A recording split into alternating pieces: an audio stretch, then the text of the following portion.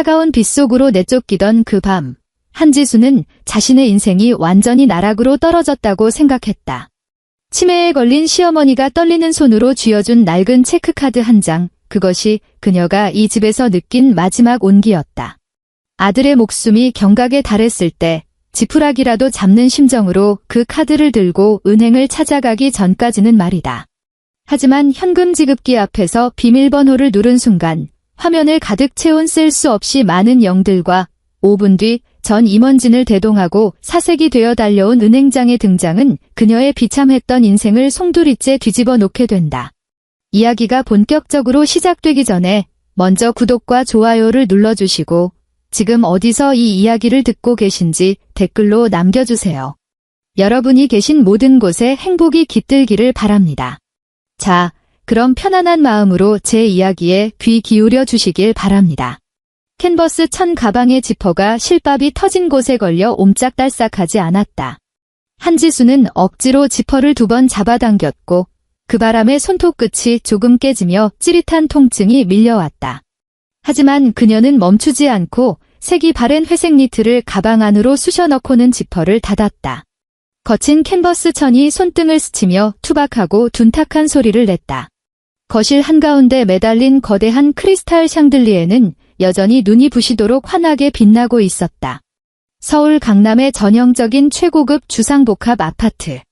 거울처럼 매끄러운 천연 대리석 바닥 위로 창밖에 억수 같은 폭우와 번쩍이는 번갯불이 어지럽게 반사되었다. 전 남편 강민호는 수천만 원을 호가하는 이탈리아제 최고급 가죽 소파에 다리를 꼬고 앉아 있었다. 그의 손에는 얼음이 담긴 위스키 잔이 들려 있었고 유리잔 겉면에 맺힌 물방울이 그의 손가락을 타고 흘러내렸다. 그의 곁에 바짝 붙어 앉은 여자는 방금 새로 받은 네일아트를 매만지며 고개를 숙이고 있었고 그녀의 굵은 롤 웨이브가 들어간 갈색 머리카락이 강민호의 어깨 위로 자연스럽게 흩어져 있었다. 여자에게서 풍기는 달콤하고 진한 맞춤형 향수 냄새는 3m라는 거리에도 불구하고 지수의 코끝을 날카롭게 파고들었다.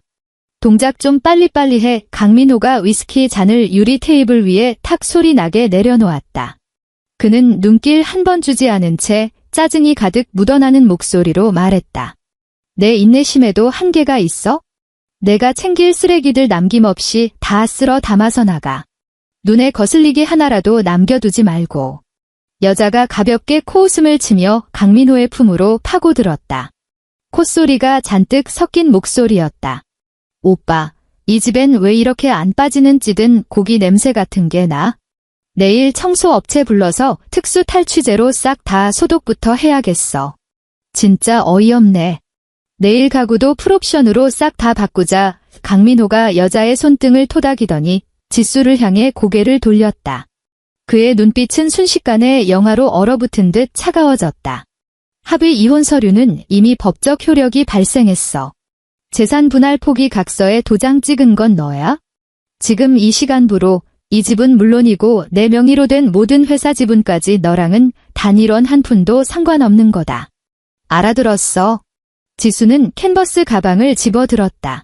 가방은 전혀 무겁지 않았다. 그 안에는 그녀와 아들 우야가 입을 몇 벌의 옷가지가 전부였다. 이 집에서 꼬박 5년이라는 청춘을 갈아넣고 마지막으로 가져갈 수 있는 무게가 고작 이것뿐이었다. 그녀는 이를 꽉 악물었다.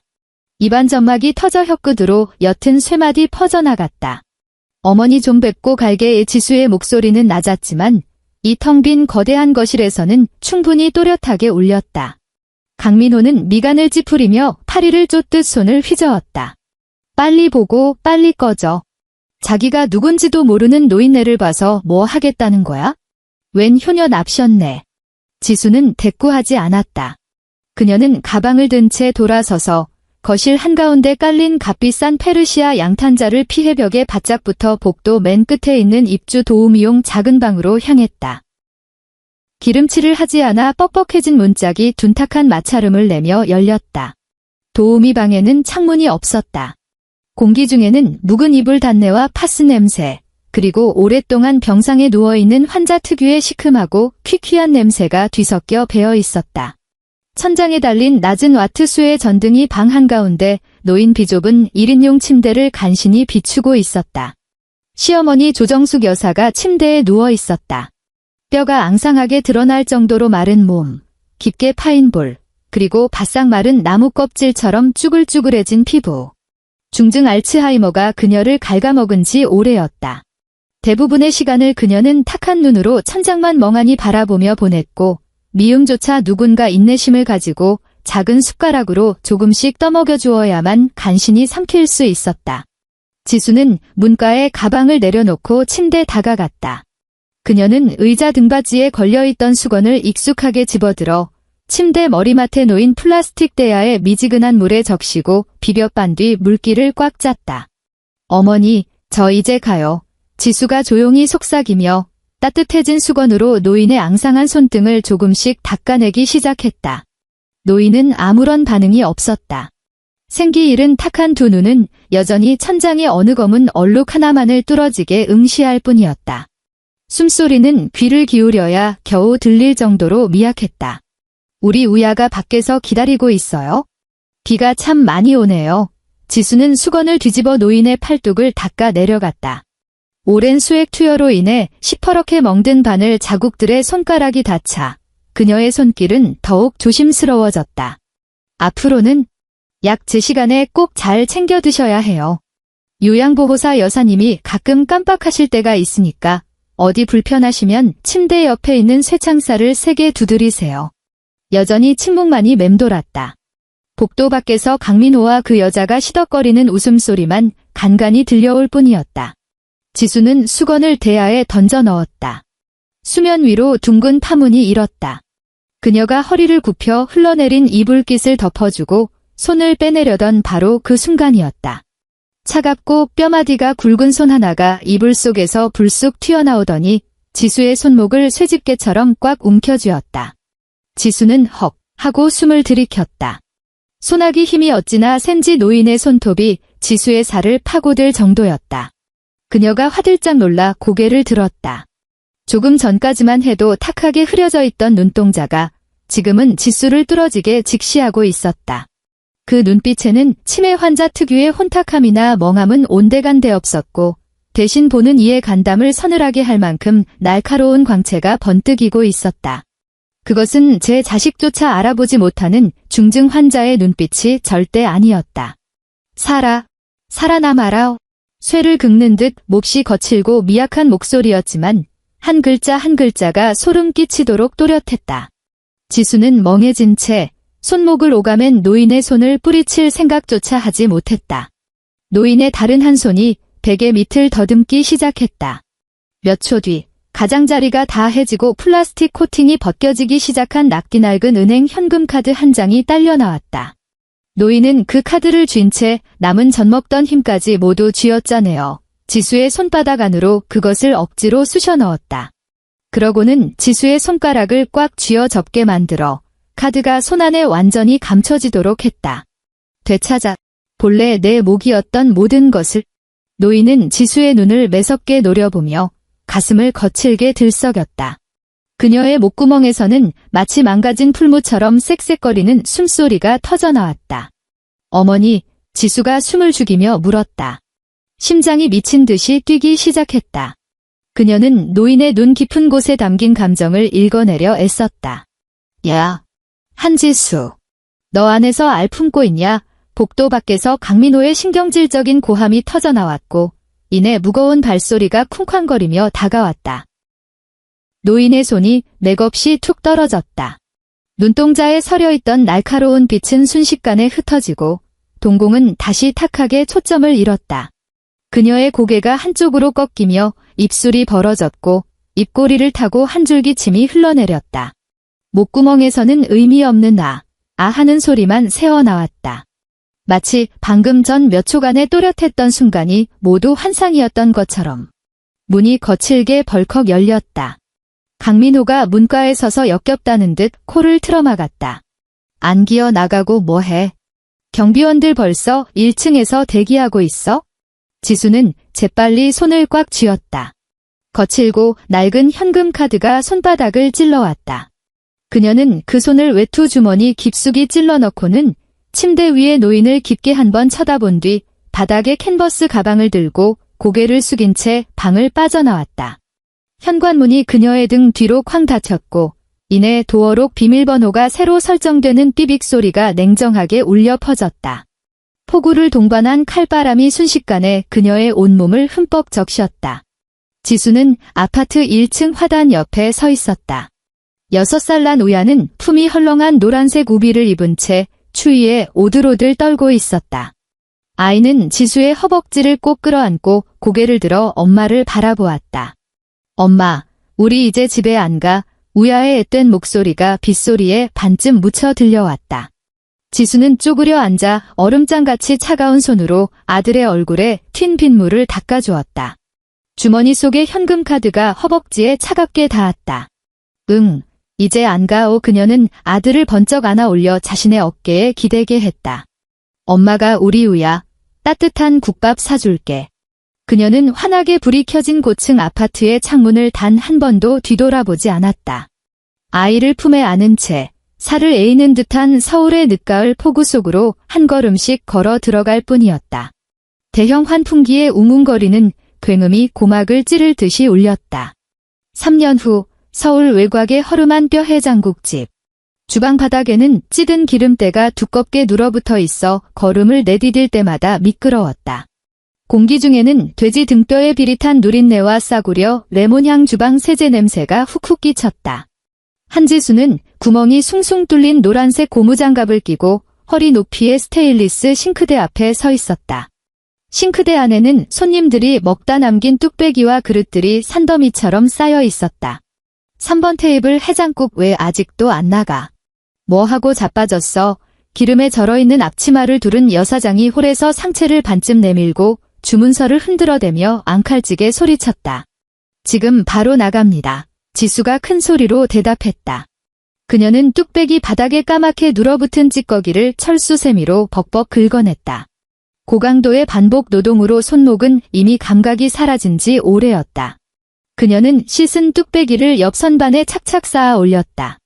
거의 기계에 가까운 속도였다. 싱크대 및 하수구가 또 막혔는지 탁한 구정물이 역류하며 그녀가 신은 싸구려 장화 발등을 덮었다. 지수가 뒤꿈치로 하수관을 퍽하고 걷어차자 그제야 물결이 꿀럭꿀럭 소리를 내며 느릿느릿 빠져나갔다. 그녀는 고무장갑을 벗고 손에 묻은 물기를 툭툭 털었다. 손등은 자잘한 동상, 자국과 불에 대어 붉어진 흉터들로 엉망이었다. 그녀는 종종 걸음으로 화구 앞으로가 펄펄 끓는 뚝배기를 나무 받침대에 안정적으로 올린 뒤 주방의 낡은 천가림막을 젖히고 홀로 나갔다. 홀은 막 교대를 마친 건설 현장 인부들과 버스 기사들로 발 디딜 틈 없이 붐볐고 공기는 탁하기 그지없었다. 지수는 다닥다닥 붙은 테이블 사이를 요리조리 피하며 3번 테이블에 뚝배기를 조심스레 내려놓았다. 뼈 해장국 나왔습니다. 맛있게 드세요. 그녀는 고개를 숙이며 익숙한 솜씨로 행주를 꺼내 테이블 모서리의 기름때를 훔쳐냈다. 구석으로 물러나며 그녀는 계산대 뒤에 앉아있는 우야를 힐끗 쳐다보았다. 9살이 된 아이는 7살짜리 꼬마처럼 체구가 작고 말랐다. 아이는 플라스틱 의자에 엎드린 채 몽당 연필을 쥐고 이면지로 둔갑한 페메뉴판 뒷면에 그림을 그리고 있었다. 지수가 다가가 아들의 이마를 짚어보았다. 체온은 정상이란다. 배고파. 그녀가 나지막이 물었다. 우야는 고개를 젓더니 들고 있던 도화지를 번쩍 들어 올렸다. 엄마, 내가 집 그렸어. 나중에 나 어른 되면 엄마 이따만 한 큰 집 사줄게. 지수의 입가에 간신히 미소가 번졌다. 그녀가 막 입을 때려는 찰나 홀 쪽에서 부당탕하는 둔탁한 파열음과 함께 손님들의 다급한 비명소리가 터져나왔다. 어이쿠, 여기 애가 왜 이래? 지수가 미친 듯이 고개를 획 돌렸다. 우야가 계산대 옆 시멘트 바닥에 쓰러져 있었다. 아이가 쥐고 있던 몽당 연필은 몇 미터 밖으로 굴러가 버렸다. 아이는 두 눈을 꼭 감은 채 얼굴이 백지장처럼 하얗게 질려 있었고 전신이 심하게 경련하며 몸이 새우처럼 둥글게 말려 들어가고 있었다. 우야. 지수는 이성을 잃고 짐승처럼 울부짖으며 몸을 던졌다. 그녀의 무릎이 단단한 시멘트 바닥에 쾅 하고 부딪히며 둔탁한 소리가 났지만 아픔을 느낄 새도 없었다. 그녀는 덜덜 떨리는 손으로 아이를 품에 와락 안았다. 아이의 피부에 손이 닿는 순간 마치 차가운 얼음 덩어리를 만지는 듯한 섬뜩함이 밀려왔다. 119 좀 불러주세요. 제발, 아무나 구급차 좀 불러주세요. 지수의 목소리가 기괴하게 갈라졌고 눈앞의 시야가 두 개로 겹쳐 보이기 시작했다. 국자를 들고 서 있던 여사장은 2초의 정적 끝에 허둥지둥 앞치마 주머니에서 스마트폰을 꺼내 들었다. 주변의 식객들이 웅성거리며 몰려들었다. 사람들의 웅성거림, 그릇 달그락거리는 소리, 환풍기의 굉음 그 모든 소음이 지수의 귀에서 아득히 멀어져 갔다. 오직 우여에 미약하게 끊어질 듯한 숨소리만이 귓가를 때리고 있었다. 병원 응급실 복도에는 창백한 형광등 불빛이 차갑게 내리쬐고 있었다. 코를 찌르는 짙은 소독약 냄새의 지수는 속이 메스꺼워 구역질이 올라올 것만 같았다. 그녀는 플라스틱 대기 의자에 앉아 두 손을 피가 안 통할 정도로 꽉 쥐고 있었다. 손가락 관절이 하얗게 질려 있었다. 머리카락은 헝클어진 채 이마에 들러붙어 있었고 낡은 겉옷에는 국밥집의 기름때가 고스란히 묻어 있었다. 응급실 문이 열렸다. 하얀 가운을 입은 의사가 진료 차트를 들고 나오며 미간을 깊게 구겨트렸다. 지수는 용수철처럼 튀어올라 의사 앞으로 달려갔다. 선생님, 우리 애는요? 애가 왜 갑자기 쓰러진 건가요? 그녀의 목소리는 너무 떨려서 문장조차 제대로 이어지지 않았다. 의사는 차트를 쓱 훑어본 뒤 지수의 초라한 행색을 번갈아 쳐다보았다. 그의 눈빛엔 복잡한 동정심이 스쳤지만 말투는 여전히 사무적이었다. 강우 환자 어머니 되십니까? 네, 접니다. 1차 혈액검사 결과가 나왔습니다. 의사는 차트를 덮고 지수의 두 눈을 똑바로 쳐다보았다. 급성 림프모구 백혈병입니다. 게다가 병세 진행 속도가 비정상적으로 빠릅니다. 암세포가 이미 중추신경계까지 침범하기 시작했어요. 지수의 머릿속에서 삐하는 날카로운 이명이 울렸다. 그녀는 멍하니 의사의 입술이 달싹이는 것을 바라보았지만 그 단어들이 너무나도 생소하고 무섭게만 느껴졌다. 백혈병이요. 그녀가 무의식적으로 중얼거렸다. 마치 스스로에게 묻는 듯 바람 빠진 목소리였다. 상태가 아주 위중합니다. 아이는 지금 당장 뇌출혈이나 심각한 폐혈증이 와도 이상하지 않은 상황이에요. 의사는 그녀에게 충격을 추스를 시간조차 주지 않았다. 잔혹한 현실은 지체 없이 전달되어야 했다. 48시간 안에 골수 조혈모 세포 일치 검사와 1차 전신 방사선 치료를 시작해야 하고 연달아 곧바로 골수 이식 수술에 들어가야 합니다. 그게 아이를 살릴 수 있는 유일한 희망입니다. 지수의 두 다리에 순간적으로 힘이 풀렸다. 그녀는 허겁지겁 차가운 벽을 짚고 버텼다.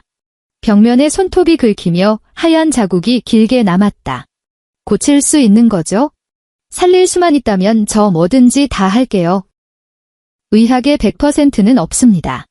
하지만 지금 당장 수술에 들어가지 않으면 아이는 이번 주말을 넘기기 힘듭니다. 의사가 짧게 한숨을 내쉬더니 클립보드에서 종이 한 장을 찢어 그녀에게 건넸다. 초기 예상 진료비 및 수술비 내역서입니다. 먼저 원무과에 가셔서 수술 보증금을 납부하셔야만 긴급치료 프로토콜과 조혈모세포 은행 긴급 매칭 시스템을 가동할 수 있습니다. 지수는 덜덜 떨리는 손으로 그 종이를 받아 들었다. 맨 아래 굵은 글씨로 찍힌 숫자에 시선이 꽂히는 순간 그녀는 숨을 쉴 수가 없었다. 1억 원. 1억 원. 이 종이 한 장의 무게가 지금 이 순간 병원 건물 전체보다도 무겁게 짓눌러 왔다. 지수가 국밥집에서 받는 시급은 고작 10,000원도 채 되지 않았다. 그녀가 살고 있는 곰팡이 핀 반지하 방의 월세조차 매달 뼈를 깎는 심정으로 긁어 모아야 겨우 낼 수 있었다. 1억 원, 그것은 그녀에게 평생 먹지도 자지도 않고 식당에서 설거지만 해도 모을 수 없는 천문학적인 액수였다. 선생님. 지수가 고개를 들었다. 동공이 텅 비어 있었다. 먼저 수술부터 좀 해주시면 안 될까요? 제가 분할로, 할부로 평생에 걸쳐서라도 꼭 다 갚을게요. 저 무슨 일이든 다 할 수 있어요.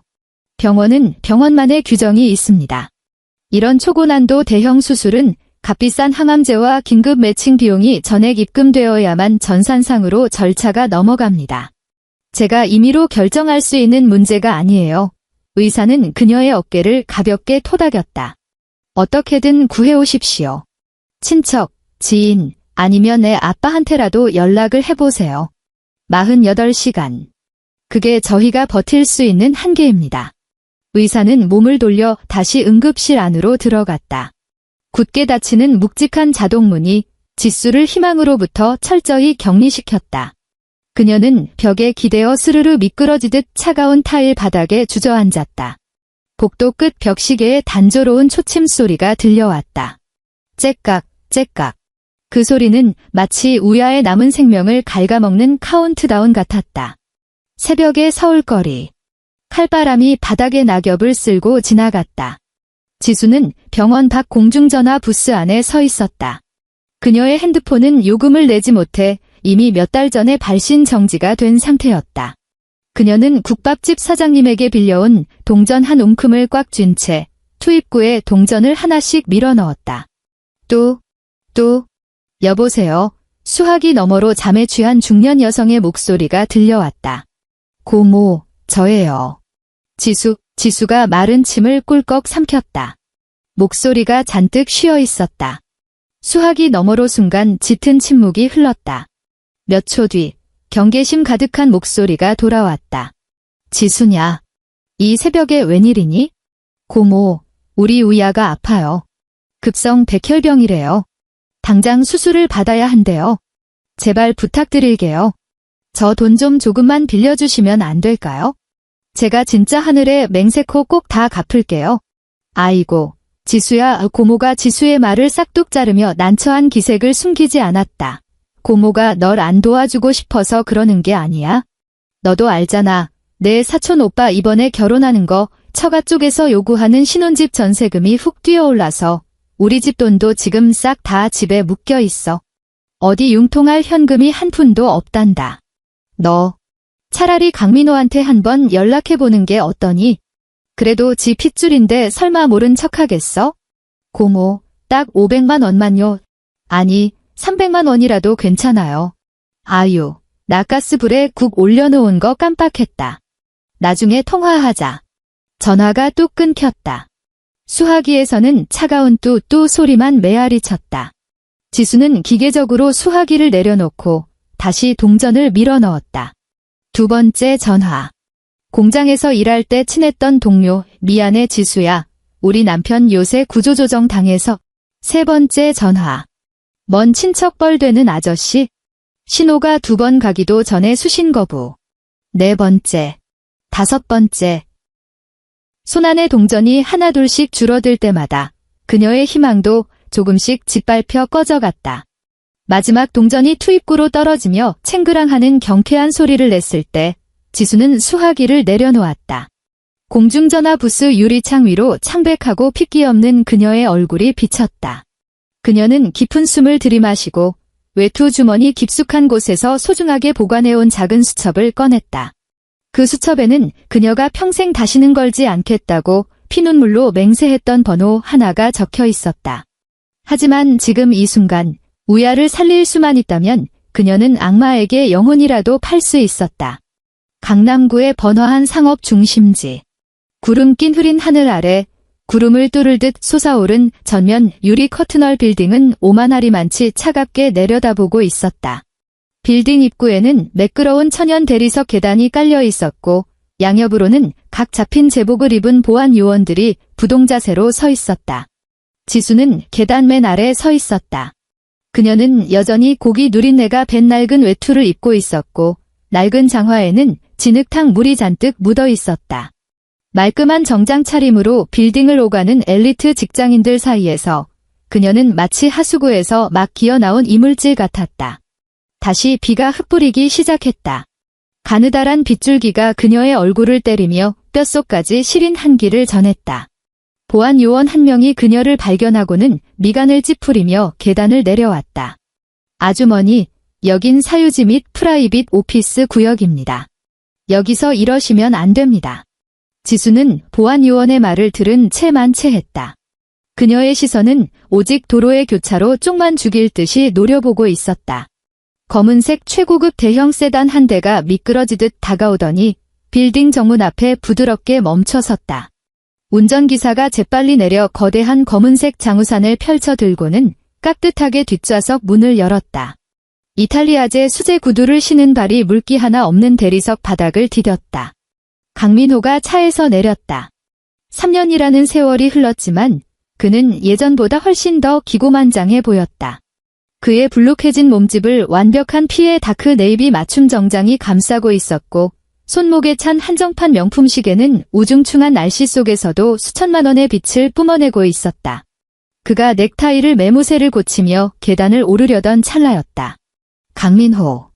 지수가 눈앞에 보안 요원을 거칠게 밀쳐내고 미친 듯이 달려나갔다. 순간 당황했던 보안 요원이 반사적으로 그녀의 팔뚝을 낚아채 뒤로 강하게 잡아 끌었다. 지수는 발버둥을 쳤다. 옥신각신하는 와중에 낡은 외투가 반쯤 벗겨지며 그 안에 입은 누렇게 변색된 티셔츠가 훤히 드러났다. 강민호. 내 말 좀 들어봐. 강민호가 걸음을 멈추고 고개를 돌렸다. 빗물 고인 바닥에 보안 요원에게 짓눌려 있는 지수를 발견한 순간 그의 미간이 흉측하게 일그러졌다.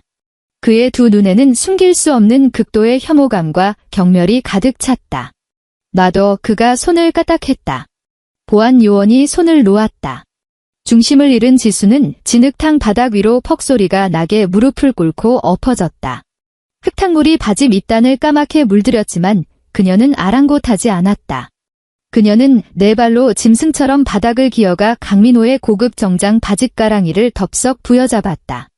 최고급 울 소재의 바지 밑단이 순식간에 진흙으로 얼룩졌다. 강민호는 헉하고 숨을 들이켜며 뒷걸음질을 쳐 그녀의 손을 뿌리치려 했다. 너 미쳤어. 도대체 여기 어떻게 알고 온 거야? 경비. 이 미친 여자 당장 안 끌어내고 뭐해. 우야 좀 살려줘. 지수는 그의 바짓가랑이를 사력을 다해 꽉 쥔 채 고개를 쳐들었다. 쇳소리가 나는 목소리는 갈라질 대로 갈라져 있었다. 우리 우야가 백혈병이래. 수술비로 1억 원이 필요하대. 민호 씨, 내가 이렇게 빌게. 당신 친자식이잖아. 당신이 이 수술비만 내주면 나 평생 당신 눈앞에 절대 안 나타날게. 평생 당신 개처럼, 노예처럼 살게. 강민호는 깔보듯 그녀를 내려다보았다. 한때 자신의 아내였던 여자가 지금 길거리의 유기견처럼 자신의 발밑에 엎드려 목숨을 구걸하고 있었다. 그의 입꼬리가 갑자기 잔인한 호를 그리며 비틀려 올라갔다. 내 친자식, 강민호가 코웃음을 쳤다. 이혼할 때는 그렇게 자존심 세우더니 굶어 죽어도 내 돈 1원 한 푼 안 받겠다며? 그런데 이제 와서 개새끼처럼 바닥을 기어와서 동냥을 해. 지수의 목구멍에서 짐승이 울부짖는 듯한 고통스러운 신음이 터져나왔다. 그녀는 젖어있는 차가운 대리석 바닥에 쿵소리가 나도록 이마를 찧었다. 이마 피부가 찢어지며 시뻘건 피가 빗물과 섞여 흘러내렸다. 내가 다 잘못했어. 내 잘못이야. 당신이 나를 때리든 밟든 다 참을게. 제발 애만 살려줘. 의사 선생님이 수술비 없으면 당장 이틀을 못 넘긴다고 했단 말이야. 강민호는 시선을 내렸다. 진흙과 기름때로 범벅이 된 그 더러운 손이 자신의 바짓가랑이를 생명줄처럼 쥐고 있었다. 그의 눈빛에 서린 혐오감이 극에 달했다. 그가 천천히 오른발을 들어 올렸다. 광이 나는 매끄러운 수제 구두가 허공에서 1초간 멈칫하더니 이내 바닥을 짚고 있는 지수의 손등 위를 가차없이 내리밟았다. 아, 지수가 비명을 지르며 반사적으로 손을 빼내려 했다. 하지만 강민호의 구두 밑창은 거대한 철판처럼 그녀의 손가락을 무자비하게 짓뭉갰다. 그는 아이의 발목을 비틀며 체중을 완벽하게 실어 손등을 지시겼다. 뼈와 뼈가 비틀리며 소름 끼치는 마찰음을 냈다. 거친 대리석 바닥에 지수의 손등 피부가 찢겨나갔고 선혈이 솟구쳐 나와 바닥에 흙탕물과 뒤엉켰다. 1억 원. 강민호가 허리를 살짝 굽혔다. 그의 얼굴은 악마처럼 일그러져 있었다. 너 같은 버러지가 감히 여기까지 기어와서 나한테 돈을 뜯어내려 해? 1억은커녕 단돈 10,000원을 던져주기에도 내 손이 더러워져서 싫다. 지수는 온몸을 사시나무 떨듯 떨었다. 이마를 타고 식은땀이 비 오듯 쏟아졌다. 하지만 그녀는 이를 악물고 더 이상의 비명을 삼켰다. 그저 핏발선 두 눈으로 강민호를 뚫어지게 올려다볼 뿐이었다. 너 지금 바닥에 엎드려 있잖아. 어디게 짖는 소리라도 크게 한번 내보든가. 강민호가 구두 밑창으로 그녀의 손가락을 으깨며 뼛속까지 모멸적인 어투로 말했다. 소리가 듣기 좋으면 내 기분 봐서 그 명줄 짧은 내 아들내미 장례식에 쓸 조화살 돈만 원쯤은 적선해 줄 수도 있고. 빌딩을 오가던 사람들이 발걸음을 멈췄고 사방에서 수군거리는 소리가 파도처럼 밀려왔다. 호기심 어린 시선, 경멸하는 시선, 구경거리가 생겼다는 듯한 시선들이 소금물에 적신 채찍처럼 지수의 온몸을 무자비하게 후려쳤다. 극한의 수치심과 뼛속을 파고드는 극통이 동시에 덮쳐왔다. 지수의 위장이 발작하듯 수축했고 시큼한 위액이 목구멍까지 치밀어 올랐다. 그녀는 바짓가랑이를 쥐고 있던 손에 스르르 힘을 풀었다. 강민호가 차가운 코웃음을 치며 발을 거두고는 역겹다는 듯 깨끗한 계단 모서리에 구두 밑창을 벅벅 문질러 닦았다. 이 여자 밖으로 던져버려.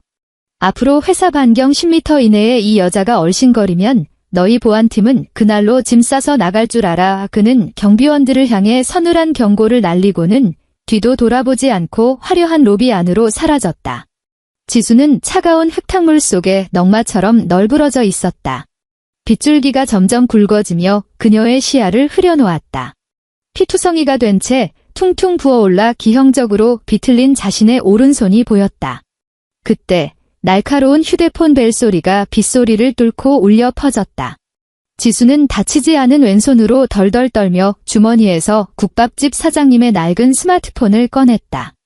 화면에 병원 응급실 번호가 깜빡이고 있었다. 여보세요. 강우 환자 보호자분이신가요? 간호사의 다급한 목소리가 쏟아졌다. 아이가 방금 심각한 뇌출혈을 일으켜서 급히 소생실로 옮겼습니다. 보증금 입금이 안 되면 혈액원 쪽에서 특수 혈소판 출고 승인이 안 떨어집니다. 돈은 구하신 겁니까? 못 구하신 겁니까? 제가 지금 당장. 전화가 매정하게 끊겼다. 지수는 까맣게 꺼진 핸드폰 화면을 멍하니 바라보았다. 주변의 모든 세상이 산산조각나 무너져 내리는 것 같았다. 길이 없었다. 모든 문이 콘크리트로 막혀버렸다. 차디찬 수술대 위에서 자기 핏줄의 온몸에서 피가 말라가는 것을 두 눈 뜨고 지켜보는 수밖에 없었다. 진흙탕 속에 코를 박고 차라리 이대로 숨이 끊어지길 바라며 모든 걸 포기하려던 찰나. 그녀의 왼손 손끝에 외투 주머니 깊숙한 곳에서 무언가 딱딱한 것이 걸렸다. 가장자리가 해지고 플라스틱 필름이 다 벗겨진 그 낡은 은행 현금 카드였다. 지난 3년 동안 이 카드는 마치 질 나쁜 농담처럼 그녀의 주머니 속에서 뒹굴고 있었다. 사람 얼굴조차 알아보지 못하던 시어머니가 마지막 떠나는 길에 남긴 일종의 유품. 그녀는 단 한 번도 그 카드 안에 잔액이 얼마인지 확인해 본 적이 없었다. 똥오줌도 못 가려 자식에게 짐짝 취급받던 노인의 계좌에 돈이 있어봐야 몇만 원, 10만 원. 성인용 기저귀 몇백 살 돈이 전부일게 뻔했다. 하지만 지금 그 안에 단돈만 원이라도 들어있다면 그녀가 당장 병원으로 달려갈 택시비는 될 수 있었다. 지수는 이를 꽉 깨물고 흙탕물 속에서 처절하게 몸을 일으켜 세웠다. 영혼을 잃은 좀비처럼 무거운 발걸음을 질질 끌며 그녀는 길 건너편의 번화한 상업지구를 향해 걸어갔다. 육중한 방탄유리 문을 밀고 들어가자 고급스러운 디퓨저 향기와 쾌적한 에어컨 바람이 훅 끼쳐왔다. 이곳은 서울에서 가장 프라이빗한 자산 관리를 제공하는 VVIP 전용 은행 라운지였다. 이탈리아산 천연 대리석이 깔린 넓은 로비, 최고급 송아지 가죽으로 마감된 푹신한 소파, 그리고 공기 중에는 우아한 첼로 연주곡이 잔잔하게 흐르고 있었다. 지수의 등장은 순백의 실크 위에 떨어뜨린 시커먼 폐기름 한 방울과도 같았다. 그녀는 머리부터 발끝까지 흠뻑 젖어 있었고 머리카락은 미역줄기처럼 얼굴에 들러붙어 있었다. 이마에 찢어진 상처에서는 아직도 핏물이 배어 나오고 있었고 오른손은 처참하게 부어올라 있었다. 그녀의 바짓가랑이를 타고 흘러내린 진흙물이 거울처럼 매끄러운 대리석 바닥 위로 툭툭 떨어지며 흉측한 검은 발자국을 남겼다. 로비에 앉아있던 세련된 옷차림의 고객들이 일제히 인상을 찌푸리며 코를 막고 뒤로 물러섰다. 맞춤 정장을 차려입은 로비 매니저가 빠른 걸음으로 다가오며 경계의 눈빛으로 그녀의 위아래를 훑어보았다. 아주머니, 이곳은 프라이빗 VIP 고객 전용 구역입니다.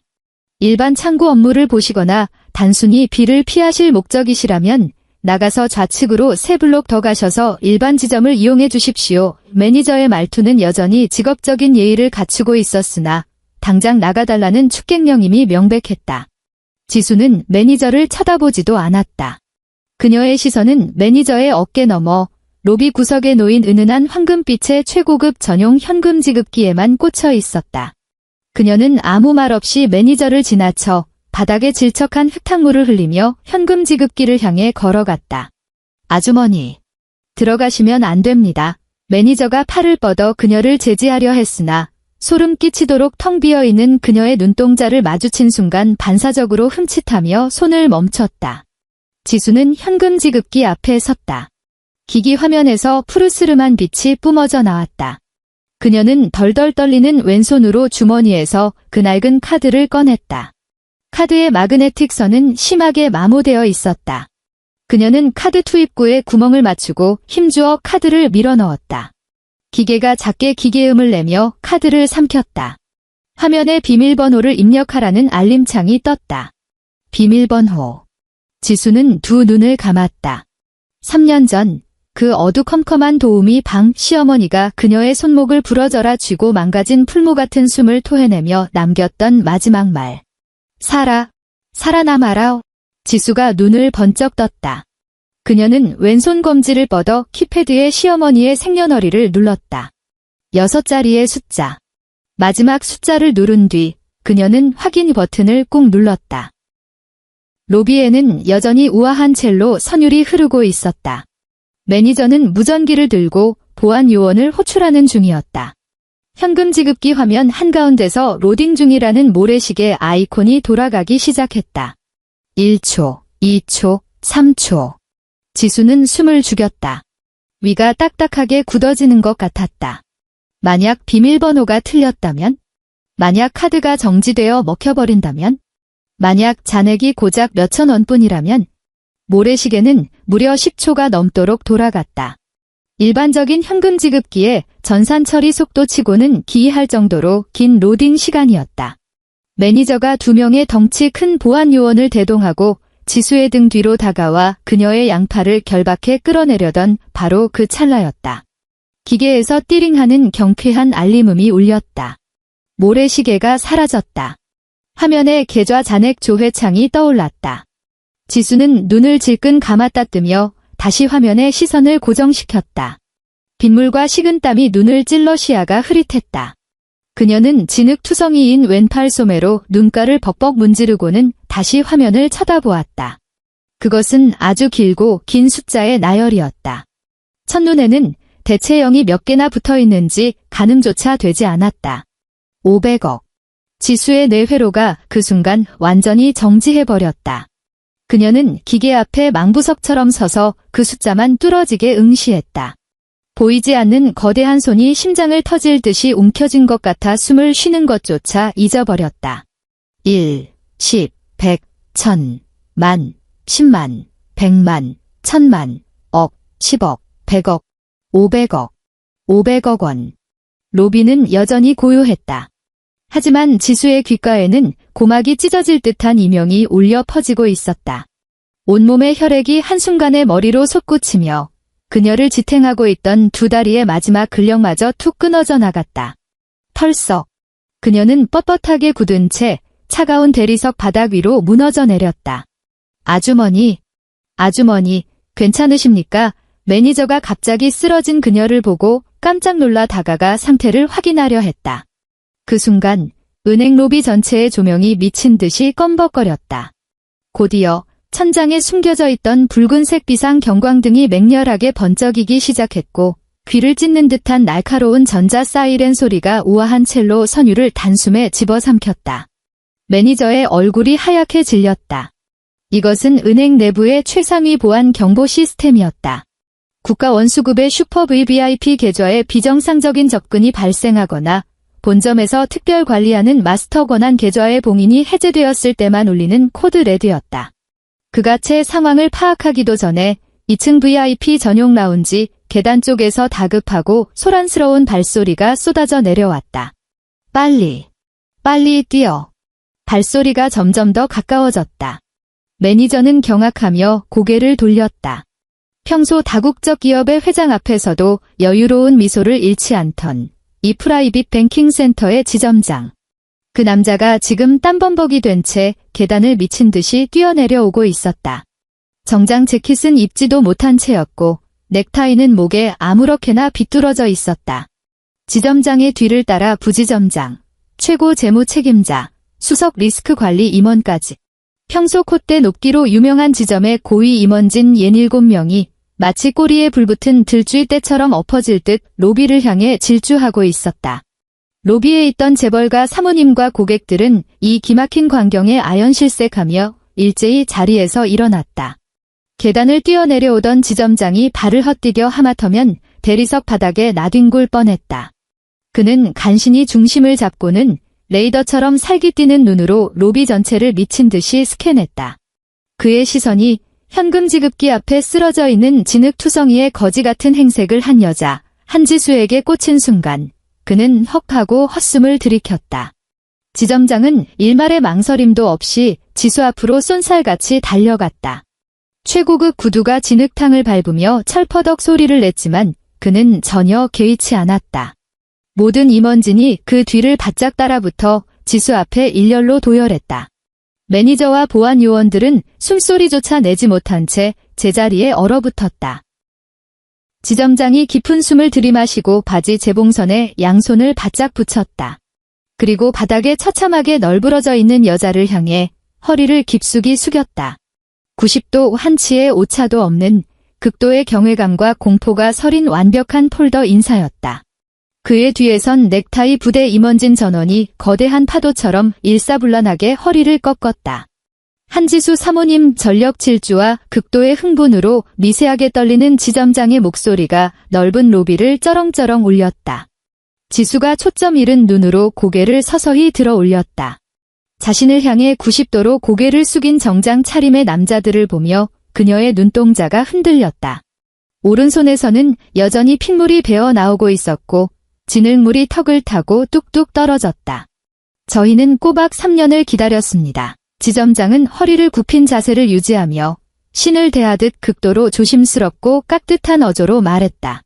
조 회장님께서 3년 전 이 신탁 계좌를 개설하시며 최상위 지침을 하달하셨습니다.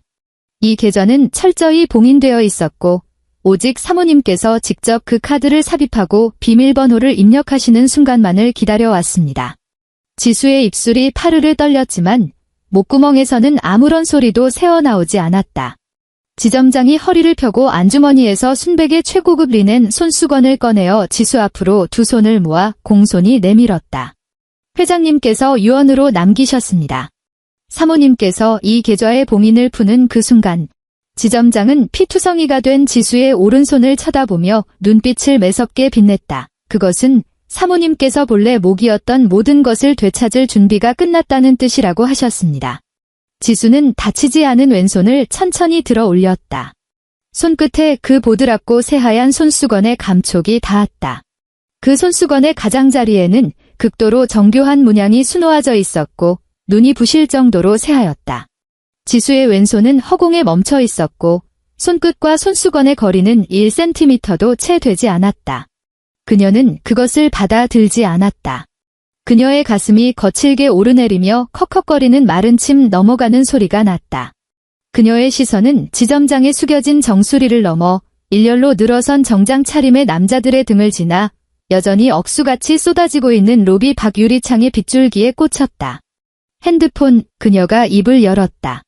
마치 두 개의 거친 사포를 문지르는 듯 쇳소리가 났고 짙은 피비린내가 배어있는 목소리였다. 핸드폰 줘요. 지점장은 반초 정도 멈칫하더니 이내 몸을 꼿꼿이 세우고 정장 안주머니에서 자신의 개인 스마트폰을 꺼내 두 손으로 공손히 받쳤다. 그는 폰을 건넴과 동시에 등 뒤에 서 있는 최고 재무 책임자에게 속사포 같은 지시를 쏟아냈다.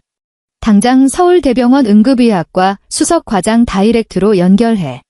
지금 빈 병상 유무 따위 상관없으니까 최고 등급 무균 집중 치료실 무조건 하나 비워두라고 해. 대한적십자사 혈액관리본부에 연락해서 수도권에 있는 A형 특수 혈소판이랑 동결침전 제제 남김없이 싹 다 긁어모아. 병원 측에 수술 보증금 1억 원, 5분 안에 전산 꽂힌다고 통보하고. 지수는 폰을 낚아채듯 집어들었다. 극도의 긴장감으로 손가락이 마비될 것 같아 몇 번이나 헛손질을 한 끝에 화면에 떠있는 번호로 전화를 걸었다. 여보세요? 간호사 스테이션이죠? 돈 지금 바로 입금합니다. 제발 우리 아들 피 좀 수혈해주세요. 한 사모님, 진정하십시오. 수화기 너머의 목소리가 바뀌어 있었다. 신경질적이던 응급실 간호사가 아니라 몹시 묵직하고 차분한 중년 남성의 목소리였다. 저는 응급의학과 부과장입니다. 방금 병원장님실 통하여 본원의 특별 VIP 지시가 하달되었습니다. 강우 환자분은 현재 최상급 1인실 VIP 특실로 이송을 마쳤습니다. 즉각적인 수혈이 시작되었고 본원 혈액종양내과 수석 전문의 팀 전원이 긴급 협진에 돌입했습니다. 안심하십시오. 저희가 동원할 수 있는 모든 현대의학 기술을 쏟아붓겠습니다. 지수의 무릎이 맥없이 꺾였다. 눈치 빠른 지점장이 반사적으로 다가가 그녀의 팔을 부축하지 않았다면 다시 바닥에 고꾸라질 뻔했다. 차 대기시켜 지점장이 로비 매니저를 돌아보며 낮지만 거역할 수 없는 위압적인 목소리로 지시했다. 기사보고 입구 계단 맨 위까지 차 올려서 바짝 대라고 해 담요 가져오고. 2분도 채 되지 않아 거대한 맹수 같은 검은색 방탄 리무진 밴이 로비 정문 앞에 미끄러지듯 섰다. 매니저가 커다란 검은색 장우산을 펴고 지수의 머리 위로 비를 완벽하게 막아섰다. 여직원 한 명이 뽀송뽀송하고 부드러운 최고급 캐시미어 담요를 들고 와 진흙투성이인 지수의 어깨 위로 조심스럽게 둘러주었다. 육중한 차 문이 닫히는 순간 바깥 세상의 거친 빗소리는 완벽하게 차단되었다. 넓은 차박 안은 에어컨 송풍구에서 나오는 미세한 바람소리만 들릴 정도로 고요했다. 지수가 최고급 가죽 시트에 몸을 기대자 캐시미어 담요의 온기가 얼어붙은 그녀의 피부 속으로 조금씩 스며들었다. 그녀의 오른손은 시뻘건 고깃덩어리처럼 부어올라 있었고 찢어진 손톱 밑에서는 여전히 핏물이 배어나오고 있었다. 맞은편 독립 시트에 앉아있던 지점장이 차량용 구급 상자를 꺼내 포비돈 면봉과 거즈를 꺼냈다. 결례를 용서하십시오. 그가 낮게 속삭이며 극도로 숙련되고 조심스러운 손길로 지수의 오른손을 받쳐 들고 상처를 소독하기 시작했다. 제 이름은 최동욱입니다. 이 프라이빗 지점의 책임자이자 조정숙 회장님께서 생전에 조 회장님께서 설립하신 가문비밀 신탁재단의 3명의 공동 집행감독관 중 한 명입니다. 지수는 진흙과 피로 얼룩진 면봉을 내려다보았다. 이미 통각신경이 완전히 마비된 것 같았다. 조정숙. 그녀가 그 이름을 읊조렸다. 꼬박 5년을 수발들며 매일 똥오줌을 치우고 미음을 떠먹였던 그 침에 걸린 시어머니 그분이 대체 누구였죠? 최동욱의 손길이 잠시 멈칫했다. 그는 더러워진 면봉을 의료용 폐기물 봉투에 버리고 새 면봉을 꺼내 들었다. 조정숙 회장님은 대형그룹의 절대적 지배주주이십니다. 대형그룹이라는 이름이 생소하실 겁니다. 주력 사업이 국가인프라 물류망, 항만 운영, 그리고 비상장 알짜배기 부동산 개발 시행사들이기 때문이죠. 전형적인 외부로 드러나지 않는 숨은 재벌가입니다. 최동욱은 거즈로 그녀의 상처를 단단히 감싼 뒤 고개를 들어 지수를 평온하게 직시했다. 강남 노른자위 상업용 부동산의 15% 이상이 대형그룹 명의로 되어 있습니다. 그리고 거기에는 그가 잠시 말을 끊었다. 전 남편 되시는 강민호 대표가 현재 입주해 있는 그 프라임급 오피스 빌딩도 포함됩니다. 차창밖에 노란 가로등 불빛이 지수의 창백한 얼굴 위로 스쳐 지나갔다. 그녀의 속눈썹이 미친 듯이 파르르 떨렸다. 말도 안 돼요. 지수가 고개를 저었다. 그녀의 목소리는 형편없이 떨리고 있었다. 민호 씨 아버님은 그냥 평범한 말단 회사원이었고 일찍 돌아가셨다고 했어요. 어머니는 줄곧 우리 아파트 도우미 방에 얹혀 살았잖아요. 병에 걸려서 자기가 누군지도 기억 못하는 치매 노인이었다고요. 정말 그렇게 엄청난 부자라면 왜 치료조차 받지 않은 거죠? 왜 민호 씨가 절 집에서 맨몸으로 내쫓을 때 가만히 보고만 있었던 거예요? 최동욱은 구급 상자를 닫고 옆에 놓인 서류 가방에서 두꺼운 결제 서류철을 하나 꺼냈다. 조 회장님의 알츠하이머는 사실이었습니다. 5년 전 확진 판정을 받으셨을 때 회장님은 이미 본인의 끝이 어떨지 알고 계셨죠. 하지만 회장님은 이성을 잃지 않았습니다. 오히려 의식이 또렷했던 마지막 시간 동안 역사상 가장 냉혹하고 완벽한 후계 구도를 설계하셨습니다. 최동욱이 서류를 펼치며 거미줄처럼 복잡하게 얽힌 지분 구조도를 가리켰다.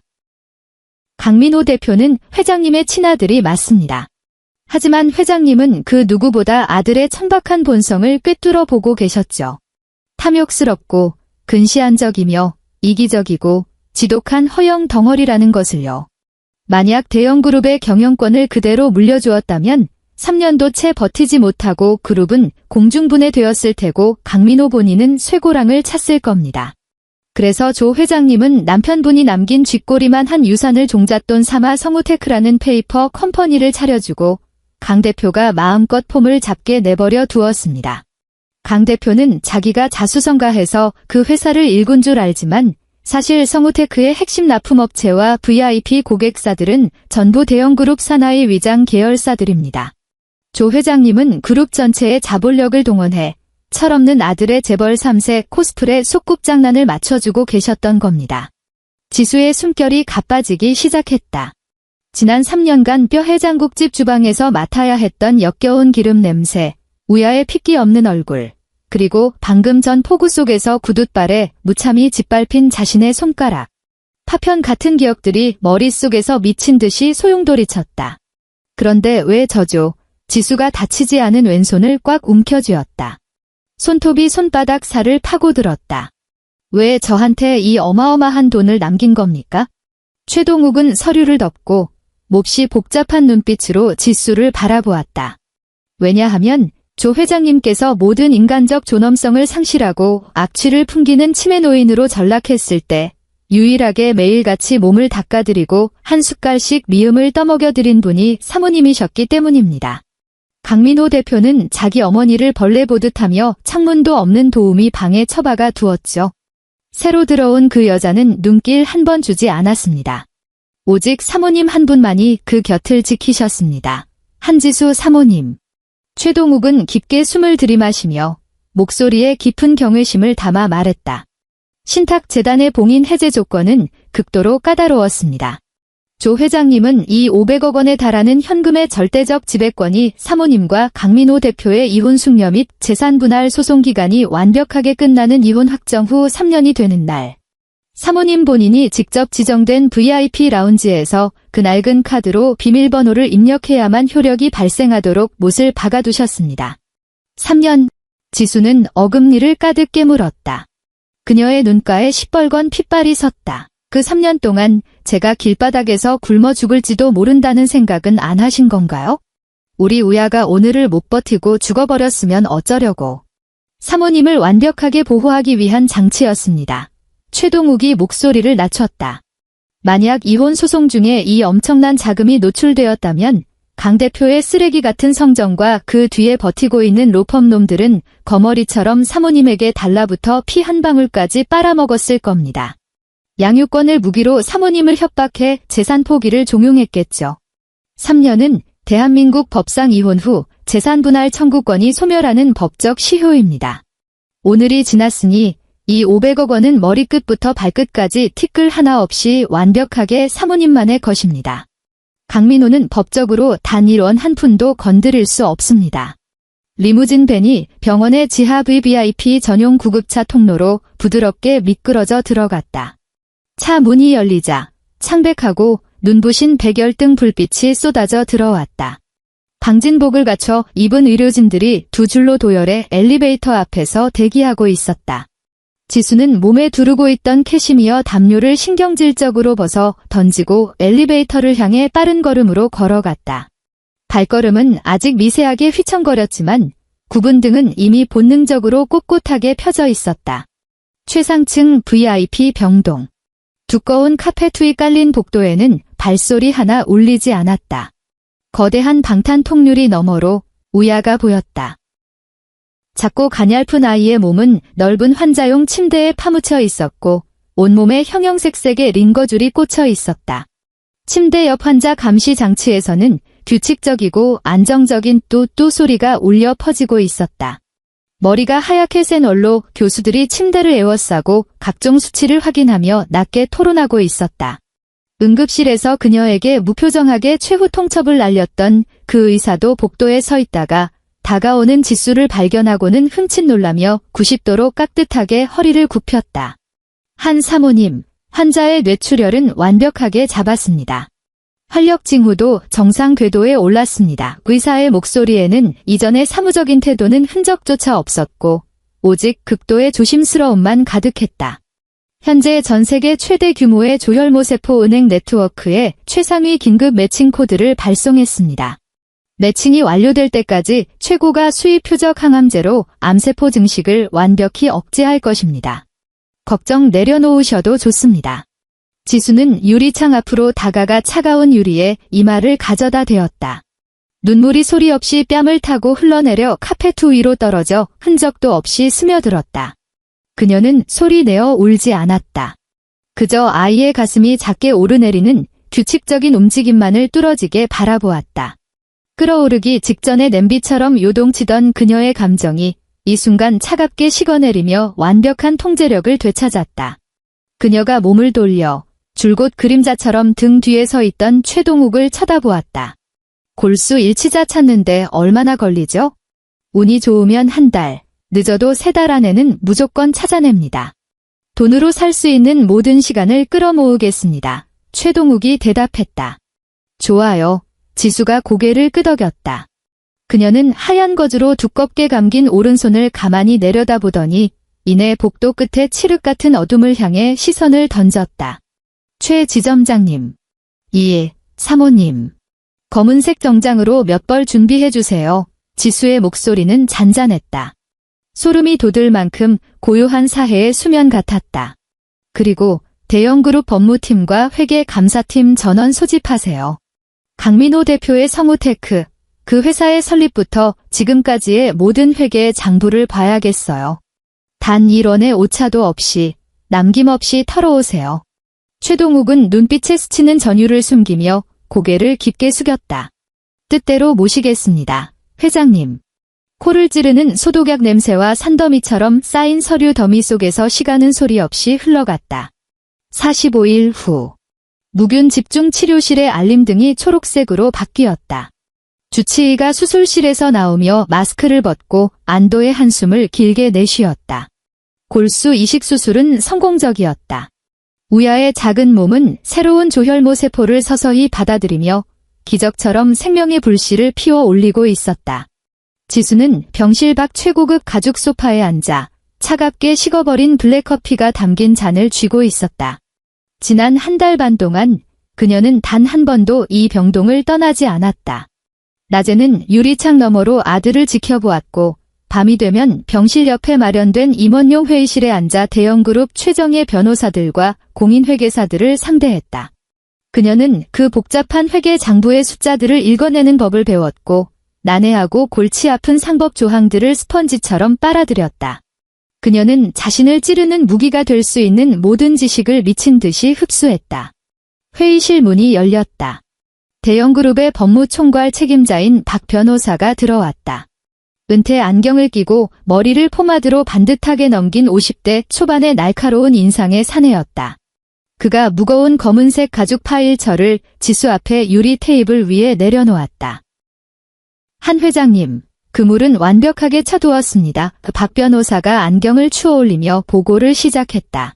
성우테크는 정확히 3일 뒤 코스닥 시장에 공식 상장됩니다. 강민호는 이번 기업 공개를 성사시키기 위해 자기 명의로 된 부동산을 영끌해서 담보로 잡혔고 유령 회사 세금 계산서를 발행해 무려 60억 원에 달하는 회사 돈을 횡령했습니다. 마카오 VIP 룸에서 진빚과 해외에 정박해둔 개인 요트 구입 자금을 메꾸기 위해서죠. 그는 주식이 상장되고 개미들 돈이 밀려 들어오면 그 구멍을 아무도 모르게 막을 수 있을 거라 착각하고 있습니다. 지수가 손에 쥐고 있던 커피잔을 내려놓았다. 도자기와 유리가 부딪히며 탁 하는 차가운 소리가 났다. 우리 쪽 납품업체들은요? 핵심 하청업체들의 거래 단절 통보서는 이미 작성 완료되었습니다.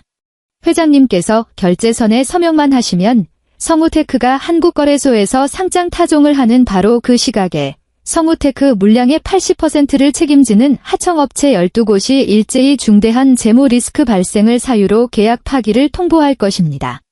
동시에 24시간 이내에 미수금 전액 상환을 청구하는 내용 증명이 발송됩니다. 박 변호사가 파일철의 마지막 페이지를 펼치며 최고급 만년필을 내밀었다. 지수는 왼손으로 만년필을 건네받았다. 붕대를 풀었지만 약지와 새끼손가락은 여전히 부자연스럽게 뻣뻣했고 흉측하고 시뻘건 흉터가 남아있었다. 그녀는 서명란을 쳐다보며 단 1초의 망설임도 없이 자신의 이름을 휘갈겼다. 종이가 뚫릴 듯한 강렬한 피랍이었다. 그 강민호 새로 얻은 마누라네 집안은 뭐 정재계의 연줄이 엄청나다더니 지수가 서류철을 덮으며 차갑게 물었다. 그저 그런 중견 수출입 무역회사 나부랭이일 뿐입니다.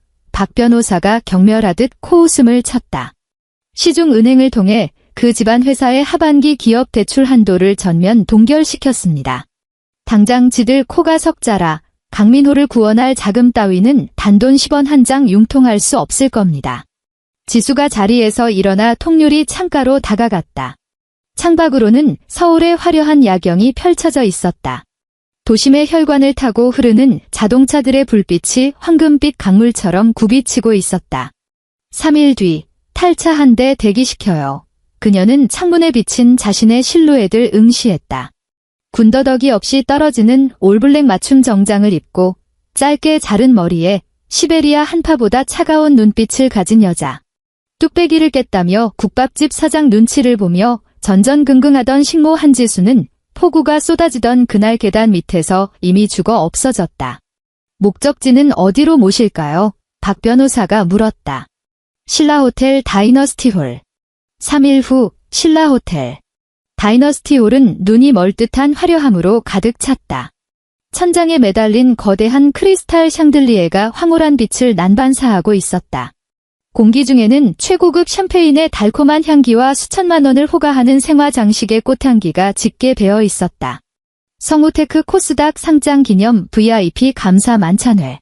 홀 안에는 서울 정재계의 네로라 하는 인사들이 가득했다. 최고급 턱시도를 빼입은 남자들과 수억 원대 하이주얼리로 치장한 여자들이 순백의 테이블보가 덮인 원탁 사이를 유유히 오가며 가식적인 미소와 명함을 교환하고 있었다. 강민호는 그 화려한 무리의 정중앙에 서 있었다. 그의 한 손에는 돔 페리뇽 샴페인 잔이 들려 있었다. 그는 최고급 이탈리아제 실버 그레이 맞춤 수트를 입고 있었고 머리는 포마드로 한치의 흐트러짐 없이 넘겨져 있었다.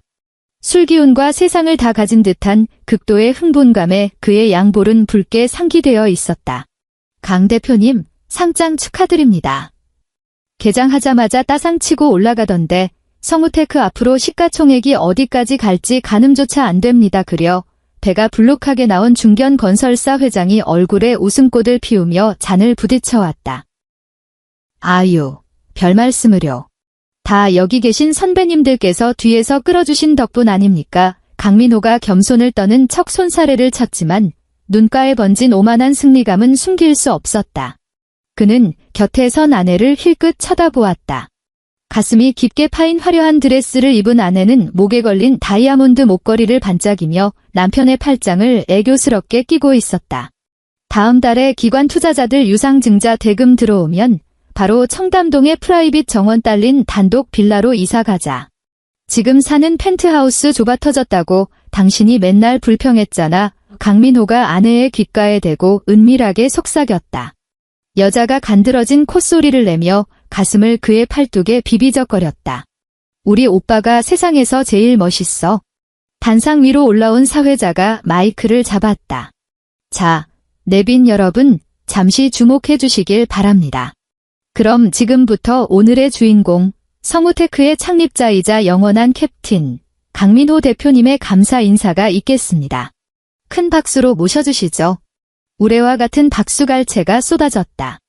강민호는 넥타이를 한번 쓸어내리고는 수많은 이들의 선망 어린 시선을 한 몸에 받으며 위풍당당하게 단상으로 걸어 올라갔다. 마이크를 넘겨받고 핀 조명 아래 선 순간 그는 자신이 대한민국 경제를 쥐고 흔드는 제왕이라도 된 것 같은 환희에 휩싸였다. 여러분, 바쁘신 와중에도 귀한 발걸음 해주셔서 대단히 감사합니다. 강민호가 헛기침을 하며 목소리를 깔았다. 최고급 음향 시스템을 타고 그의 목소리가 홀 전체에 웅장하게 울려 퍼졌다. 10년 전 저는 맨주먹에 꿈 하나만 쥐고 이 바닥에 뛰어들었습니다. 그리고 오늘 마침내 성우테크는 그 위대한 첫 번째 마침표를 찍었습니다. 그는 잠시 말을 멈추고 홀을 훑어보았다. 과거 자신을 벌레 보듯 무시하던 대기업 임원들조차 지금은 우러러보는 시선으로 그를 쳐다보고 있었다. 짜릿한 카타르시스가 정수리 끝까지 뻗쳐올랐다. 하지만 이것은 원대한 시작에 불과합니다. 제가 감히 장담컨대 향후 3년 안에 우리 성우테크는 고막을 찢는 듯한 폭발음이 홀 뒤편에서 터져나왔다. 육중한 마호가니 원목 문짝 2개가 무언가에 의해 거칠게 걷어차여 벽면에 처박히며 나는 파열음이었다. 연회장에 있던 수백 명의 하객들이 일제히 소스라치게 놀라며 단상을 향해 있던 시선을 단숨에 입구 쪽으로 돌렸다. 사회자가 쥐고 있던 마이크에서 삑 하는 날카로운 하울링이 울렸다. 허세 가득한 연설이 끊긴 강민호는 불쾌감에 미간을 파쿠기며 입구 쪽을 노려보았다. 열린 문틈으로 한 여자가 서 있었다. 그녀는 몸에 딱 떨어지는 칠흑같이 어두운 올블랙 수트를 입고 있었다. 단 하나의 화려한 장신구조차 없었지만 뿜어져 나오는 서늘하고 압도적인 기백은 공간 전체를 짓누르고도 남았다. 그녀가 신은 날렵한 블랙 스틸레토 힐이 복도의 역광을 받으며 매서운 윤곽을 드러냈다. 홀 안은 찬물을 끼얹은 듯 시베리아 벌판처럼 얼어붙었다. 아무도 숨소리조차 내지 못했다. 오직 그녀의 구두 굽이 반짝이는 대리석 바닥을 지식이며 내는 또각 소리만이 정적을 갈랐다. 한 걸음, 두 걸음. 여자가 그림자 속에서 걸어나와 눈부신 크리스탈 조명 아래 모습을 드러냈다.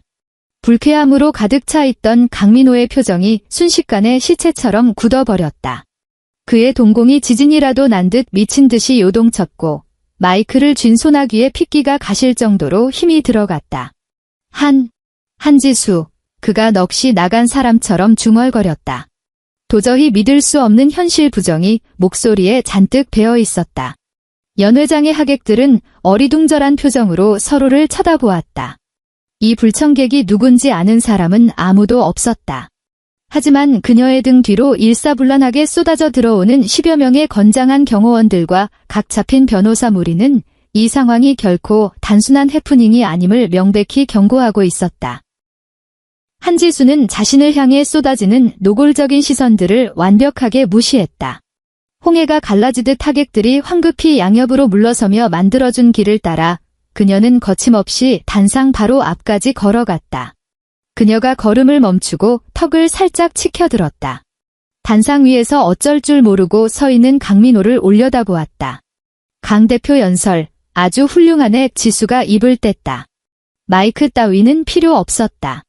공간 전체를 억누르는 극도의 고요함 덕분에 그녀의 차분한 목소리는 한 명 한 명의 고막에 선명하게 꽂혔다. 하지만 안타깝게도 내가 이런 무대에서 마이크를 잡는 건 오늘이 내 인생의 마지막일 거다. 강민호가 그제야 번쩍 정신을 차렸다. 극도의 충격은 곧바로 통제할 수 없는 분노와 수치심으로 폭발했다. 그는 이 미친 전처가 또 수술비 명목으로 돈을 뜯어내려 그것도 자기 인생에서 가장 완벽한 순간을 망쳐가면서까지 쳐들어왔다고 확신했다. 경호팀, 보안팀 새끼들 다 어디 갔어? 강민호가 핏대를 세우며 마이크에 대고 발악했다. 목소리가 보기 흉하게 삑사리가 났다. 저 미친년 당장 안 끌어내고 뭐해. 밖으로 던져버려. 행사장 구석에 대기하던 사설 경호원 몇 명이 다급하게 뛰어나왔지만 그들이 접근하기도 전에 지수의 등 뒤에 서 있던 덩치 큰 검은 양복의 사내들이 철옹성처럼 앞을 막아섰다. 강민호의 아내가 드레스 자락을 펄럭이며 허둥지둥 뛰어와 지수를 향해 삿대질을 하며 앙칼지게 소리쳤다. 너 뭐야? 여기가 어딘 줄 알고 감히 미친년처럼 쳐들어와서 행패야. 지수는 눈길 한 번 주지 않았다. 옆에서 지저대는 똥개 취급이었다. 그녀는 묵묵히 뒤로 왼손을 내밀었다. 박 변호사가 재빨리 다가와 무거운 검은색 가죽 파일철을 그녀의 손에 공손히 쥐어주었다. 지수는 서류철을 든 채 단상 계단을 또각또각 밟고 올라갔다. 강민호는 무의식적으로 뒷걸음질을 쳤다. 그는 갑자기 눈앞에 이 여자가 머리털이 쭈뼛설 정도로 낯설게 느껴졌다. 국밥집 주방에서 배어나오던 역겨운 찌든 기름 냄새도 진흙탕에 무릎 꿇고 바짓가랑이를 붙잡던 비굴함도 찾아볼 수 없었다. 그녀의 눈빛은 마치 막 숨을 거둔 차디찬 시체를 내려다보는 장의사의 눈빛처럼 서늘했다. 너 도대체 수작이 뭐야? 강민호가 이빨을 꽉 깨물고 위협하듯 낮게 으르렁거렸다. 1억 원 주면 될 거 아냐? 당장 수표 끊어줄 테니까 이거 받고 당장 내 눈앞에서 꺼져. 1억 원. 지수의 입꼬리가 살짝 비틀어지며 코웃음을 쳤지만 눈빛은 빙하처럼 차가웠다. 그녀가 손을 번쩍 들어 올리더니 묵직한 서류철을 강민호의 가슴팍을 향해 무자비하게 내동댕이 쳤다. 파일철에 잠금장치가 풀려있던 탓에 촤라락 하는 마찰음과 함께 붉은색 법인 인감이 찍힌 수십 장의 서류들이 단상 위로 눈꽃처럼 흩뿌려졌다. 주워서 두 눈 똑바로 뜨고 읽어봐. 지수의 목소리에는 어떠한 감정의 찌꺼기도 남아있지 않았다. 강민호는 얼어붙었다. 시선을 내려 바닥에 흩어진 서류를 내려다본 순간 맨 위에 떨어진 종이에 굵은 명조체로 인쇄된 제목이 망막을 찢을 듯 파고들었다. 성우테크와의 일체 상거래 및 납품계약 파기 통보서. 그의 심장이 쿵 하고 바닥으로 곤두박질 쳤다. 그가 허겁지겁 몸을 굽혀 그 종이를 집어들었다. 시선이 미친 듯이 아래쪽 직인 난을 훑어 내려갔다. 대원물류, 서울중공업, 해성건설자재, 총 12곳, 성우테크의 매출 8화를 떠받치고 있는 절대적으로 의존할 수밖에 없는 핵심 하청업체들의 이름이 줄줄이 나열되어 있었다.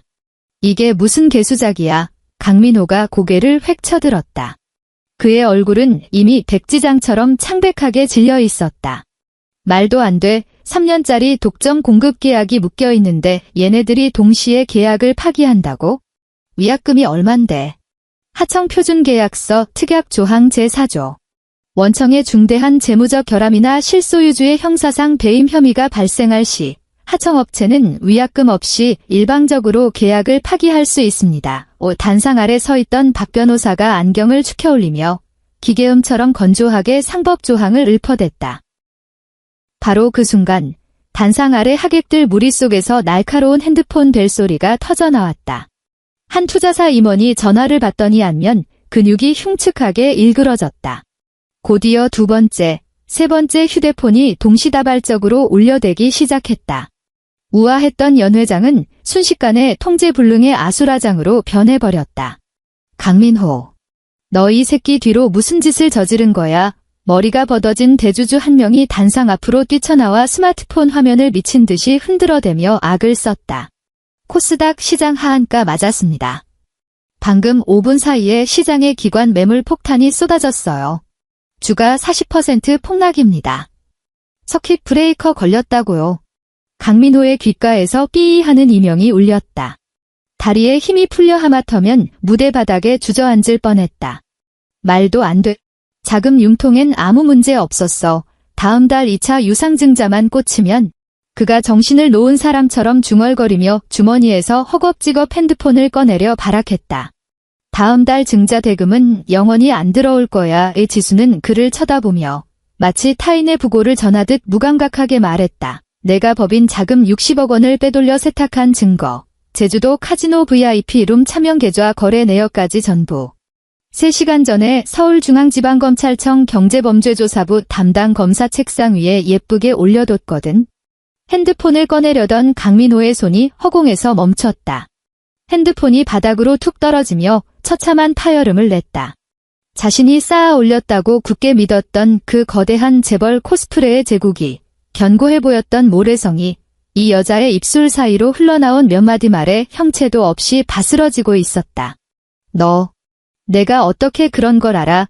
강민호의 목소리는 사시나무 떨리듯 떨렸다. 그는 지수를 마치 끔찍한 악마라도 보는 듯한 경악스러운 눈으로 쳐다보았다. 너는 그냥 국밥집에서 남이 먹다 버린 뚝배기나 닦던 거렁뱅 인연이잖아. 내가 무슨 돈과 빽이 있어서 이딴 짓을. 지수는 대답하지 않았다. 그녀는 그저 나락으로 떨어져 비참하게 뭉개지는 그의 몰골을 고요히 감상할 뿐이었다. 지난 석 달 동안 짐승처럼 울부짖으며 밤잠을 설칠 때마다 수천 번, 수만 번 머릿속으로 시뮬레이션했던 복수의 순간이었다. 하지만 막상 이 처절한 현실을 마주하니 통쾌함보다는 그저 텅 빈 사막처럼 황량한 허무함만이 밀려올 뿐이었다. 연 회장의 문이 다시 한번 벌컥 열렸다. 이번에 들이닥친 사람들은 화려한 하객이 아니었다. 칙칙한 점퍼 차림에 목에 공무원증을 건 수사관들이었다. 강민호 씨의 선두에 선 담당 검사가 날선 눈빛으로 체포영장을 펼쳐 들었다. 서울중앙지검입니다. 업무상 배임, 사문서 위조 및 거액의 특정경제범죄 가중처벌법상 횡령 혐의로 체포합니다. 동행해 주시죠. 단상 아래의 재벌가 하객들은 행여나 불똥이 튈까 전염병 환자를 피하듯 홍해처럼 좌우로 갈라졌다. 방금 전까지 남편의 팔짱을 끼고 콧소리를 내던 아내는 다리에 힘이 풀려 의자에 주저앉은 채 자신과는 무관하다는 듯 미친 듯이 뒤로 뒷걸음질만 치고 있었다. 두 명의 건장한 수사관이 단상으로 성큼성큼 올라와 강민호의 양팔을 거칠게 꺾어 제압했다. 찰칵 하는 소름 끼치는 금소금과 함께 수갑이 그의 손목을 무자비하게 물어뜯었다. 수갑의 차가운 금속 감촉이 피부에 닿자 그제야 강민호의 몽롱했던 정신이 벼락 맞은 듯 번쩍 들었다. 끝났다. 모든 것이 끝났다. 알량한 회사도, 돈도, 화려한 명성도 모두 신기루처럼 사라졌다. 이제 그를 기다리는 것은 좁고 더러운 교도소 독방에서의 기나긴 수감 생활뿐이었다. 그는 갑자기 실성한 짐승처럼 격렬하게 발버둥 치더니 수사관들을 뿌리치고 지수를 향해 짐승처럼 몸을 날렸다. 그 엄청난 발악에 수사관들이 휘청거리며 뒤로 밀려났다. 쿵! 강민호가 지수의 무릎 앞에 처참하게 고꾸라지며 무릎을 꿇었다. 최고급 정장 바지가 거친 무대 바닥에 긁혀 북북 찢어졌다. 지수야. 여보. 내가 잘못했어. 내가 다 미친놈이었어. 그는 체면 따위는 개나 줘버린 채 콧물과 눈물을 범벅하며 통곡했다. 방금 전까지 오만방자하게 빛나던 얼굴은 찌그러진 휴지 조각처럼 흉측하게 일그러져 있었다. 그는 수갑찬 양손을 뻗어 지수의 핏기 없는 검은색 바짓가랑이를 생명줄처럼 꽉 틀어쥐었다. 우리 불쌍한 우야, 우야 얼굴을 봐서라도. 우야 내 친자식이잖아. 여보, 제발 나 한 번만 살려줘. 가서 그 돈 다 내가 횡령한 게 아니라 정당하게 차입한 거라고 검사한테 말 좀 해줘. 제발. 너 이제 돈도 많고 빽도 엄청나잖아. 마음만 먹으면 나 빼내줄 수 있는 거잖아. 안 그래? 지수는 천천히 시선을 내렸다. 자신의 바짓가랑이를 살이 파고들 정도로 꽉 틀어준 저 추악한 손을 내려다보았다. 석 달 전 그 폭우가 쏟아지던 거리에서 자신 역시 저렇게 진흙탕에 처박혀 피가 나도록 손등이 짓밟히면서도 저 남자의 바짓가랑이를 부여잡고 애원했었다. 죽어가는 자식을 위해 알량한 동정심이라도 베풀어 달라고. 지수가 천천히 한쪽 무릎을 굽혀 쪼그려 앉았다. 칠흑 같은 수트 재킷 자락이 무대 바닥을 스쳤다. 그녀는 화상과 동상 자국, 그리고 끔찍한 구둣발 흉터가 얼룩진 오른손을 뻗었다. 그리고 극도로 느릿하게, 하지만 소름 끼칠 정도로 집요하고 강렬한 악력으로 자신의 바지를 쥐고 있는 강민호의 손가락을 하나씩 꺾어 뜯어냈다. 강민호가 고개를 쳐들었다. 그의 두 눈에는 구원받을 수 있을지도 모른다는 역겨운 희망이 가득 차 있었다. 지수가 상체를 살짝 숙여 그의 귓가에 입술을 바짝 가져다 댔다. 거대한 혼란에 모든 사람이 숨소리조차 죽이고 그 모습을 지켜보고 있었지만 그녀의 목소리는 오직 강민호의 고막에만 닿았다. 그것은 한겨울 얼음물보다도 차갑고 자비 없는 음성이었다. 분노나 조롱의 감정조차 말라붙어 버린 완벽한 무의 상태. 내가 그날 내 손을 짓밟으면서 적선을 받고 싶으면 개 짖는 소리를 내라고 했지. 지수의 속삭임은 깃털처럼 가벼웠지만 그 안에는 수천 개의 면도날이 숨겨져 있었다. 명심해. 지금의 넌 내 앞에서 개 짖는 소리를 낼 자격조차 없어. 그녀는 자리에서 일어났다. 바닥에 엎드린 채 오물처럼 썩어가는 그 사내에게는 두 번 다시 눈길조차 주지 않았다. 치우세요. 그녀가 수사관들을 향해 건조하게 한마디를 던졌다. 강민호의 입에서 등골이 오싹해지는 비참한 비명소리가 터져나왔다. 그는 허리가 부러진 들깨처럼 발악하며 두 명의 수사관에게 짐짝처럼 질질 끌려 화려한 연회장 밖으로 내동댕이 쳐졌다. 홀은 무덤처럼 고요했다. 조금 전까지 하늘 높은 줄 모르고 거들먹거리던 재벌가와 권력자들은 단상 위에 홀로 선 검은 옷의 여자를 경외와 짙은 공포에 질린 눈으로 올려다볼 뿐이었다. 지수는 몸을 돌렸다. 하이힐 소리를 울리며 계단을 내려와 좌우로 갈라진 군중들 사이를 지나 육중한 연회장 문 밖으로 걸어나갔다. 복도 끝에서 불어오는 서늘한 밤 공기가 그녀의 옷깃에 묻은 가식적인 샴페인 냄새를 말끔히 씻어내고 있었다. 6개월 후 서울 근교에 위치한 대형그룹 소유의 최고급 프라이빗 요양원. 늦가을의 햇살은 한여름의 도끼를 완전히 덜어내고 포근하고 나른하게 쏟아져 내리고 있었다.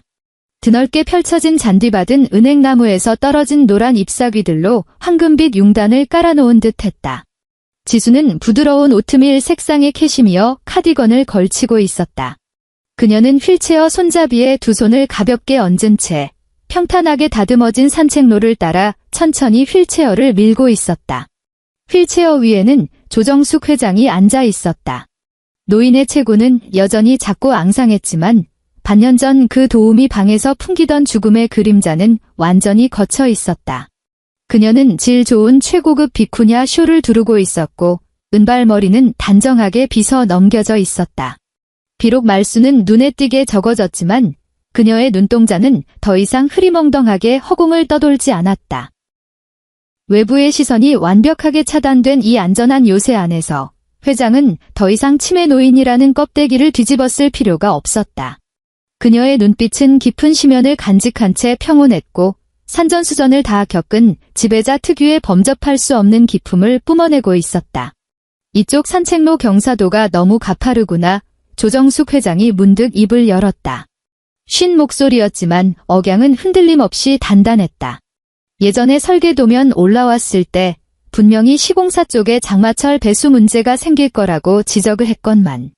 지수가 휠체어의 걸음을 멈추고 노인의 시선을 따라 고개를 돌렸다. 요양원 외곽 쪽에 위치한 조경 언덕이었다. 내일 대형건설 토목팀 내려보내서 집안 다시 측정하고 보강공사 올리라고 지시하겠습니다. 지수가 나지막한 목소리로 대답했다.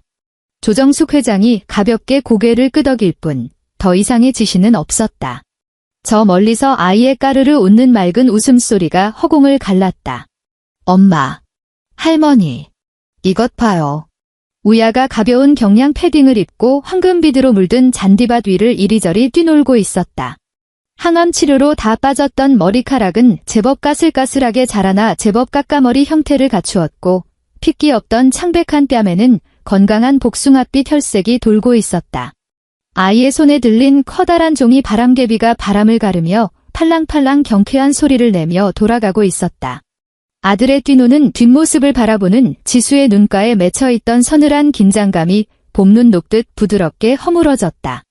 산들바람이 불어오며 샛노란 은행잎 한 장이 춤을 추듯 날아와 조정숙 회장의 어깨 위로 사뿐히 내려앉았다. 지수가 허리를 굽혀 두 손가락으로 가볍게 그 은행잎을 집어들었다. 그 과정에서 그녀의 손등이 노인의 거칠고 마른 손등에 우연히 스쳤다. 조정숙 회장이 손을 뒤집어 지수의 손을 가만히 감싸 쥐었다. 노인의 손은 여전히 뼈마디가 툭 붉어져 있었지만 얼어붙은 마음을 녹이는 듯한 묵직하고 든든한 온기가 전해져 왔다. 지수는 손을 빼내지 않았다. 오히려 손바닥을 돌려 노인의 손을 마주 잡았다. 구둣발에 짓밟혀 남은 시뻘건 흉터가 가을 햇살 아래 적나라하게 드러났지만 그녀는 더 이상 그것을 숨기려 들지 않았다. 상처는 훈장이 되어 있었다. 그녀는 허리를 곧게 펴고 싱그러운 풀내음이 섞인 차가운 공기를 폐부 깊숙이 들이마셨다. 나뭇잎 사이로 부서져 내리는 눈부신 햇살이 그녀의 고요한 옆얼굴 위로 얼룩덜룩한 빛의 그림자를 드리웠다. 그녀는 멀리서 뛰어노는 아들의 모습을 가만히 지켜보며 휠체어 손잡이를 쥔 손에 기분 좋은 힘을 주었다. 더 이상 발걸음을 옮길 필요는 없었다. 지금 이 순간 완벽한 평온이 그녀의 세상에 내려앉아 있었다. 엔드.